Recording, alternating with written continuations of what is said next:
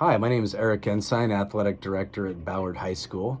Normally, we'd have our athletics parent information night in the PAC, but we've had to improvise again this year due to the COVID restrictions. Um, so I'm sending out this video reporting from my office here, just outlining some of the most important information you're going to need to know this season. I've also attached a contact list with some of the people that you may need to be in contact with this year. My email's on there. If you have any questions, athletic related, please feel free to reach out. Our athletic secretary is Bethany Nielsen. She's new this year. She's also our dance coach. She's a great addition to the team, and she handles most of our athletic clearance paperwork for our athletes. Karen Kazanchian is our fiscal specialist. If you ever need to pay for an ASB card or take care of uniform fines, things of that nature.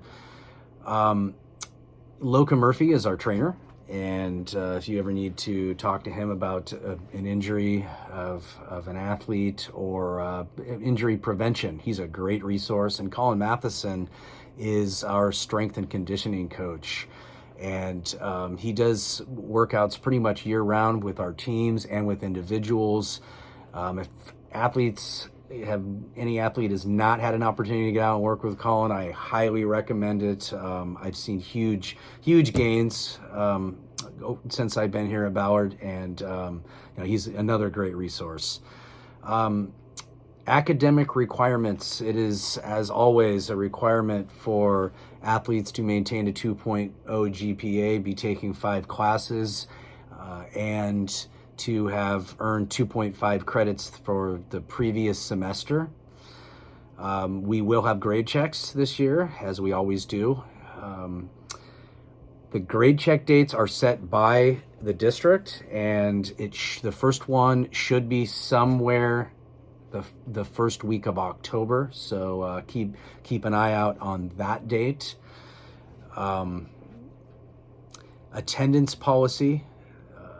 It is a requirement that all athletes need to attend every class on the day of a game. And we are doing game day slips again this year that look like this. If you haven't seen them before, each athlete is required to have their teacher provide a signature indicating they were there for that class that day, and coaches collect them before the games to verify if their athletes have been in all classes.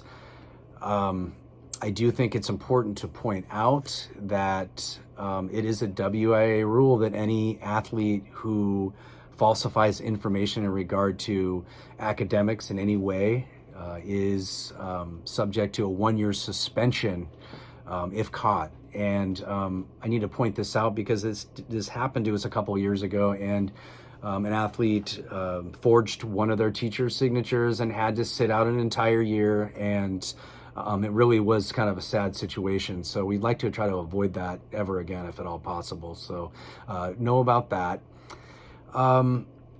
Game day attendance. One thing I needed to point out is fans now, and there's been a few different messages been sent out, but the new memo that has just been put out by SPS Athletics, all fans are required to wear masks. That's for indoor sports, that is for outdoor sports.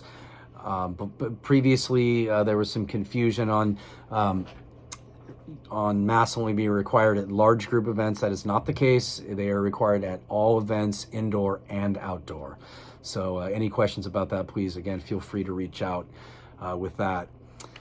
I think the last thing that I need to mention to you here is schedules. All schedules can be found on metroleaguewa.org. And our coaches do a pretty good job of sending out information to our parent groups, but it's always a good idea to check those, double check them, because especially how things have been going, with our current state with COVID, games can get canceled. They have been canceled, and sometimes that may or may not make it into the Metro schedule.